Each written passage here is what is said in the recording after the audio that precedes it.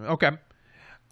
So we'll go into my next pick, and I'm gonna pick. I picked this one. This is the easy one for everybody, I think, because his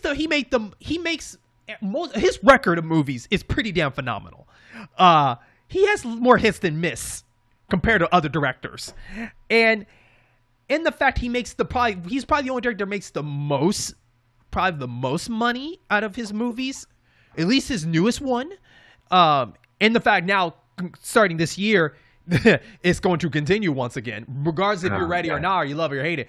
But James Cameron he's a great director. I mean, from your Terminator movies to the iconic of Titanic, regardless if you don't like it or not, from all Schwarzenegger's True Lies, to just so many movies that he has done. And of course Avatar, right? Like, Avatar is this big baby. He's been working on it.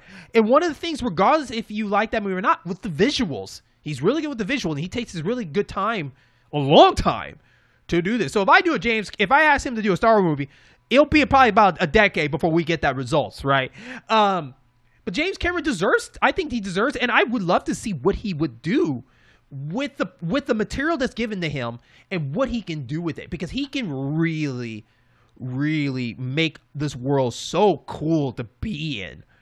But yeah, I think he's an easy one to do, and I think it's long overdue. But long overdue, I mean, after 3 more Avatar movies, maybe they'll throw him a Star Wars movie if he feels like it. Is it just 3 more? I thought it was like 10. Like, I wasn't quite sure. Anything is possible right now. Anything's possible. He can add more, because it's basically it could be a generation movie, just generation and generation of kids just continuing this movie. So exactly. I mean, what you said is true. I think James Cameron, for the most part, everything he touches is like gold. Whether you talk about the Terminator series action movies, whether you're talking about love story historical movies in the Titanic, or True Lies, which is an action comedy, which is absolutely hysterical but full of action with Arnold Schwarzenegger. Mm-hmm. The Avatar series, which is very visually beautiful. The only thing I have an issue with the Avatar series, truly speaking, is that it just doesn't feel like it's aged well. Okay. And I don't mean it in a sense of like it's just a horrible movie. I just think, to me, it was one of those movies for its time where you were just like, that's awesome, that's beautiful, that's cool. Those rose-colored glasses, right? Mm-hmm. Yeah, I'm more prone to watch, Terminator 2 again. I'm more prone to watch Titanic again, even though I probably won't. But I mean, I'm more prone to watch it again. True Lies. Like, those movies, Aliens, those movies were movies that I felt stood a little bit better on the test of time. Like, you can still watch those movies today and still really enjoy them, as I feel like it's a chore when it goes to watching the Avatar series, right? Mm-hmm.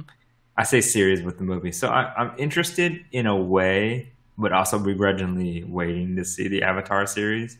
Yeah. We'll see how it goes, man. Maybe we'll make a video and be like a 5-second short that we can put on TikTok or whatever, like a YouTube short being going, I was wrong. I am so sorry, James Cameron. But right now, I'm not sorry, James Cameron.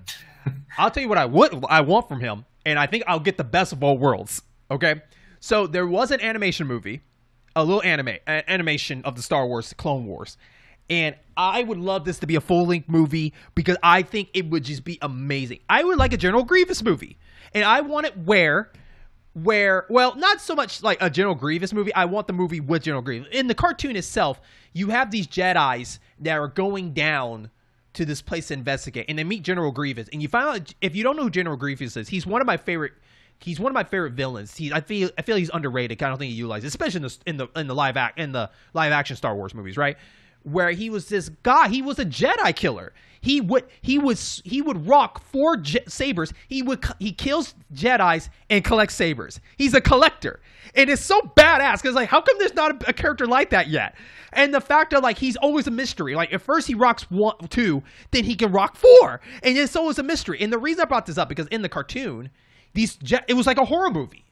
these Jedi's getting chased down by this guy, and it's like a Terminator movie where this guy is just after all of them, and then at the end Mace Windu saves the day. But like, how awesome would that be, Nom? Just to see this horror movie like Aliens, which he did Aliens, that you would have these guys going down to investigate something, and they meet General Grievous, and it just becomes this Terminator horror movie where these Jedi's are just not safe, you know, and maybe it don't even have to be Mace Windu, I guess, but like, or Mace Windu could be part of it. I don't care, but having that one last person survive and beat General Grievous, where like he doesn't kill him, but you know he defeats him enough where he has to go away.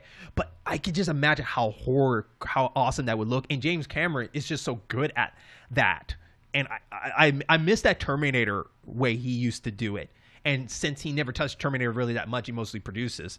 But the fact that I miss that T2 style where they're just all getting chased down, and I think that General Grievous is that person that can do it for these Jedis that just became Jedis, and then they just got the worst day of their lives and just ends up being a chase down. I don't know. I think that'd be amazing. No, I absolutely think that works out completely well. Because, I mean, whether you take General Grievous or you can even take Darth Maul, or whoever other character you want to take and just have that T2 style like movie, I think that would work. And I like the idea because I also thought about directors that could do like a horror style film for Star Wars, because I think that would be kind of fun. But you know, naturally, it's Disney; they want to gear it towards kids a little bit more.